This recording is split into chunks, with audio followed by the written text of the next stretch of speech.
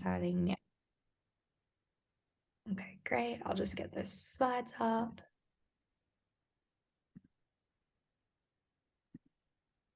You can see those ones okay? I can, yep, they are there. Beautiful. Okay, welcome everyone. This is the recording for FodShop and Flavour Creations webinar on how to gain weight following a low FODMAP diet. So I'm your host today, Lisa. I have a background in nutrition. I'm currently studying my master's in dietetics. And I also have my certificate 3 and 4 in group training and personal training. So from FodShop, if you haven't heard of us, we're an e-commerce and also a store located in Cheltenham in Victoria, and we have low FODMAP products for people with IBS or other related low FODMAP conditions. So we have a variety of different products that try to help you manage your symptoms and stick to your diet. So I'm going to move over to Gemma now. We've got her from Flavour Creations. We're really lucky to have Gemma here today. And she's going to talk a little bit more about herself, about what Flavour Creations is, and then we'll move into today's content. Beautiful. Thank you so much. And thank you very much for having me. So I'm Gemma. I'm a business development manager and dietitian at Flavour Creations. I have my Bachelor of Human Nutrition as well as my Master's in Dietetics. And my background is actually in clinical dietetics. So prior to Flavour Creations, I worked in hospitals, aged care homes and community settings in regional Victoria.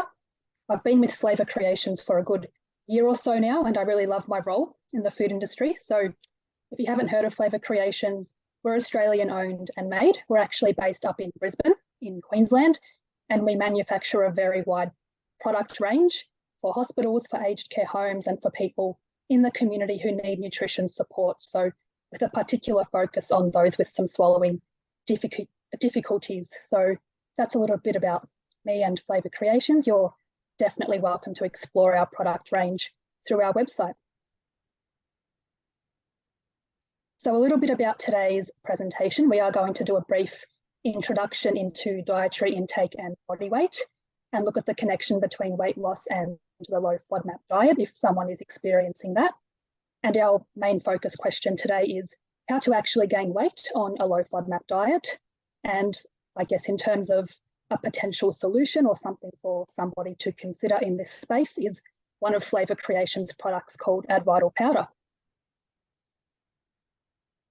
So just a little bit of background or to provide some context in terms of dietary intake and body weight. Hopefully this is quite straightforward, but the human body does require sufficient nutrition on a daily basis to maintain good health and regular function. So hopefully we all know that everything we eat and drink actually does provide nutrition, and what we choose to eat on a daily basis will impact our body weight. So different foods or fluids that we choose to consume will provide different types of nutrients, and these nutrients are in there in different amounts, basically. So what we eat, when we actually talk about body weight, it's the energy intake or the energy content specifically that will determine our body weight and any changes in our body weight. So energy is actually measured in kilojoules or kJ for short, or calories, kcal for short. So when it comes to what we eat and drink, we actually have specific nutrients. We call them macronutrients that actually provide the body with energy. So these are our carbohydrates, our fats, protein, and fiber. So you can see some numbers on the screen there. Each of these macronutrients actually provide a different amount of energy per gram. So I've got a little diagram on the side there outlining our different macronutrients, and hopefully we've all heard of carbs, protein, and fats, and have a little bit of an idea of which foods or fluids actually fit into these categories. So your carbohydrates are mainly your bread, pasta, rice, fruits and veggies. You've got your protein, so mainly your meat, chicken, fish, and dairy products. And then of course your fats, so your healthy cooking oils or your dairy products again. So it is important to know that daily energy requirements will differ from person to person. As a very basic or standard number, the average adult needs about 8,700 kilojoules per day to actually maintain a healthy body weight. So if you would like a more specific number for yourself, you do need to consider your own circumstances. So we do recommend that you discuss your individual requirements with a health professional. So it could be a GP or a dietitian preferably a dietitian in this space, because they can give you a lot more information and really break down everything you're eating, everything you're drinking, and look at your individual factors like age, gender, current medical circumstances, and they can really give you an individually tailored number if you're looking for an exact energy requirement per day. Yep, we can move on to the next slide. Beautiful.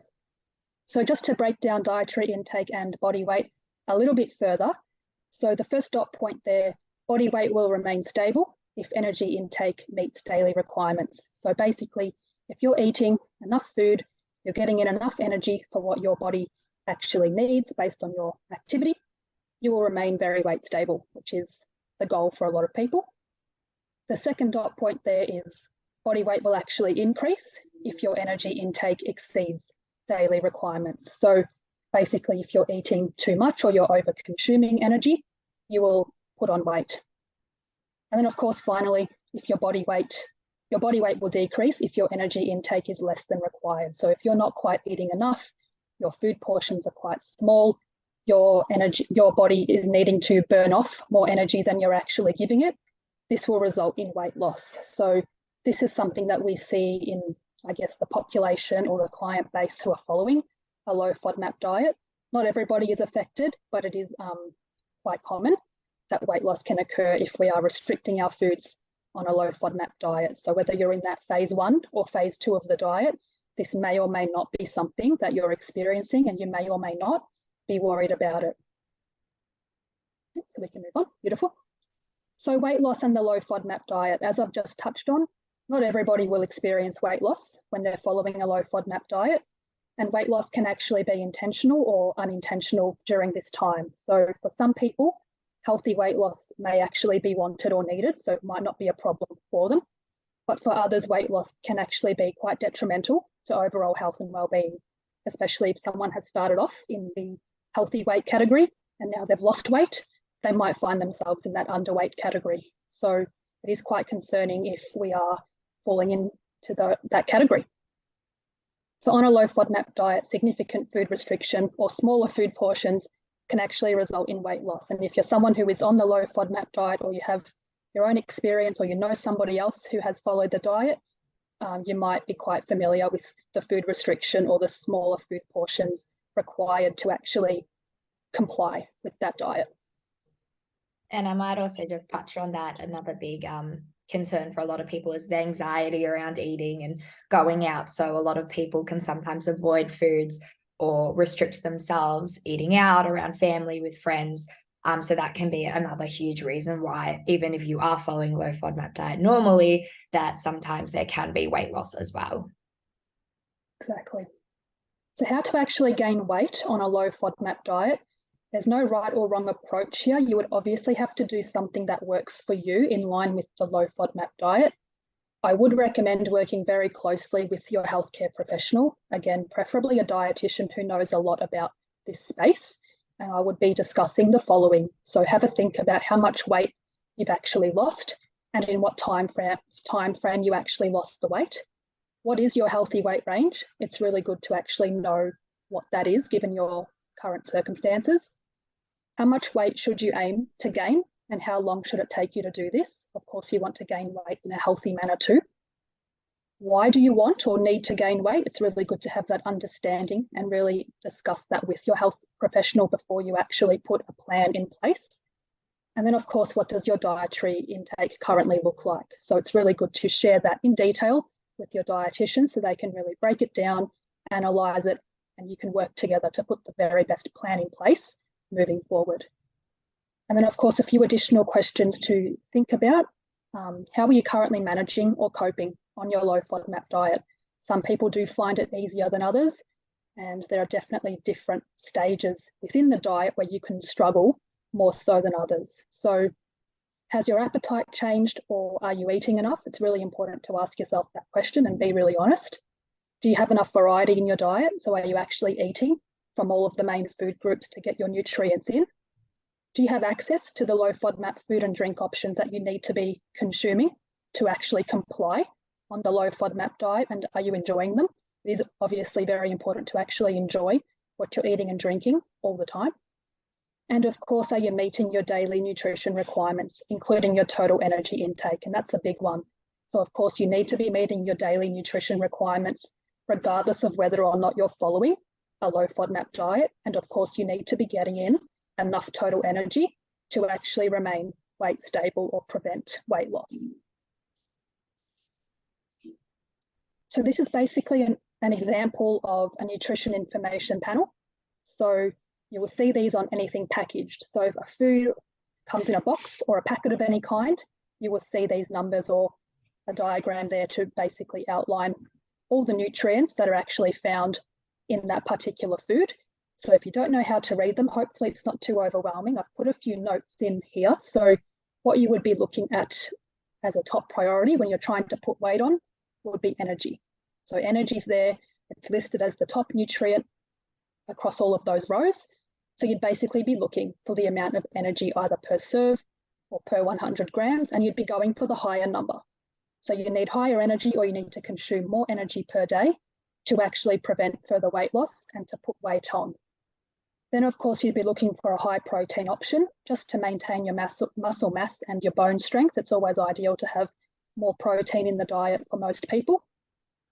And of course, just as a general piece of advice, you'd be trying to make some healthy choices as well. So definitely looking at the sugar, looking at the sodium, try to have the options in your diet that are lower in sugar and sodium for overall health and well-being. And then of course, if you look at the two columns, you can see there's an average quantity per serve, and there's also an average quantity per 100 grams.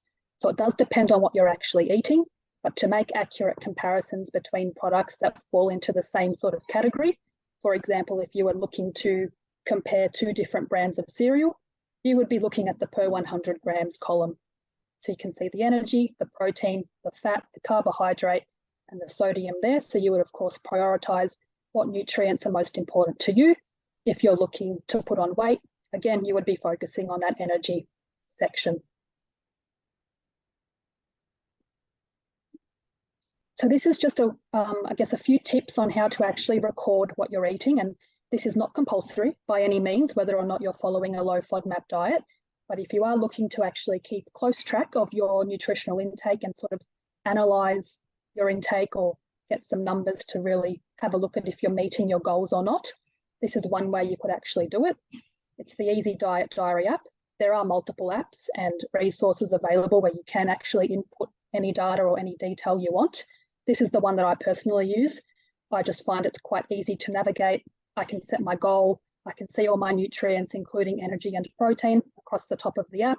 And it asks you to put something in for breakfast, morning tea, lunch, afternoon tea, dinner, so on. And it's a really good way for me, I think, to actually record what you're eating and what sort of nutrients are in there.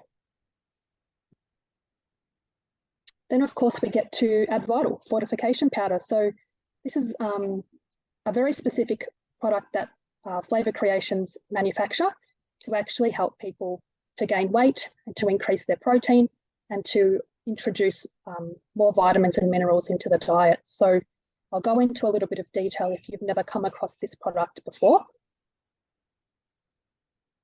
We can move to the next slide. Beautiful. So Advital powder. If you've never heard of Advital, it's a fortification powder to add nutrition to meals, snacks, and drinks. So this is something that is widely used at the moment in hospitals, in aged care homes, and by many people out there in the community of all ages, young kids right through to old adults, to basically boost their nutrition. So you can use it as much or as little as you like, and somebody's nutrition requirements, they do differ from day to day. So some people will include it daily, others will take a little break. It's up to you and your individual judgment to basically work out how much fortification powder is required to actually meet your nutrition needs and your daily goals. So it's something that is really versatile. Our neutral flavour that is pictured there, it can actually mix very well into hot or cold food or fluids. So there are many options, food and drinks, that you can add this to. And who is it for? Basically adults or children over the age of 1 who are unable to meet their daily nutrition needs through the diet alone. So if you're somebody with poor appetite, or if you're consuming small food portions, you've got a limited diet variety, so you might be on the low FODMAP diet, restricting foods or food groups, There are also other reasons behind dietary restriction as well. It could be allergies or intolerances or fussy eating as well. So we have sort of created a powder that is very versatile to suit a number of needs. You might be experiencing unintentional weight loss. Maybe you now fall in that underweight category. You might be feeling quite fatigued or weak in your muscles, in your bones. So you're looking for something to basically add some nutrition and build that strength up again. And of course, you might be experiencing some gastrointestinal conditions that can lead to malabsorption. So of course, when we eat, we need to digest things properly. We want to actually absorb our nutrients. So there are certain conditions out there like IBS or celiac disease, for example, that hinders that process. So we need to make sure that everybody affected by them is actually getting in their daily nutrients. So we've got a few key blue circles in the diagram there just to outline the key features of Advital Neutral powder. So it's 1 scoop per serve. It's just a 25-gram scoop each time. It's a very high protein product, so it's got 15 grams per serve. It's gluten-free, it's low lactose, it's kosher and halal certified, it's vegetarian, it's got high vitamin D, it also contains calcium, low sodium and low GI. So they're just a few key things to keep in mind. So we can move on to the next one. How do you actually use it? So as I've just mentioned, it's 1 scoop of powder or 25 grams added to your food or drink. So 1 serve is 25 grams. It's pretty easy to actually fill the scoop that comes in the tin, level it off, stir it into your food or fluid until it's dissolved. And we also have many recipe guides available if you would like some ideas or guidance on that further. So what are the benefits? It's just 1 serve, 25 grams, and it does provide 420 kilojoules of energy, 15 grams of protein, and 27 vitamins and minerals. So it's a really quick and easy way to actually boost nutrition in just 1 scoop. The neutral flavor here doesn't actually change the smell of food or the taste of food either. It's simply there to boost nutrition, which we call complete nutrition, given the energy, the protein, as well as the 27 vitamins and minerals that it contains. There's no added sugar, so it's also suitable for diabetes. And of course, most importantly, it's low FODMAP. So it is Monash Uni low FODMAP certified. We do have the symbol on the tin as well. So this is the Advital range. We do have 3 flavors of the Advital powder at the moment. The neutral powder has been around for quite a few years now. It's used quite a lot in hospitals, aged care homes, and the community, as I said earlier.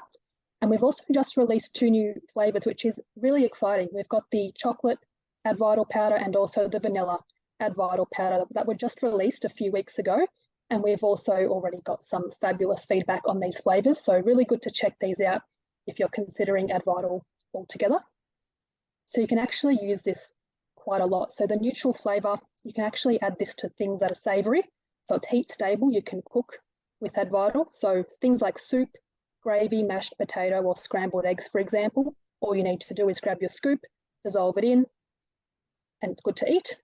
Then, of course, you've got your sweet options. So custards, yogurts, porridge, or baked goods. It mixes really easily into those. And of course, for your fluids. So it can easily go into tea, coffee, milkshakes, or smoothies. So really versatile. Then, of course, with our new flavors, our chocolate and vanilla, they're more tailored to, I guess, milkshakes, hot chocolate, or a vanilla latte, for example, chocolate mousse or custard, vanilla yogurt or custard, or any of your baked goods as well. So you're definitely not limited to the food or drink items listed there. You can get quite creative with it and, of course, mix it in to whatever works for you. Whatever you're currently eating that is a low FODMAP food or drink option, the Advital powder will also be a low FODMAP option that you're adding into your meals just to boost that nutrition. So that is there for you. So is there a limit to how much you can consume? Like all nutrition supplements, our advice would be to consume them under medical supervision. So definitely speak to your health professional, again, preferably a dietitian who is the expert in this space, regarding your individual circumstances and requirements. And we now have got the Advital powder, all 3 flavors, on the Monash low FODMAP app, which is really exciting. So that is there. If you were to purchase this and add it to your meals, you can definitely log it in your app, in your diary, to say that you've actually consumed it. And there's a screenshot there of basically 1 serve or 1 scoop per meal. So 25 grams is low FODMAP.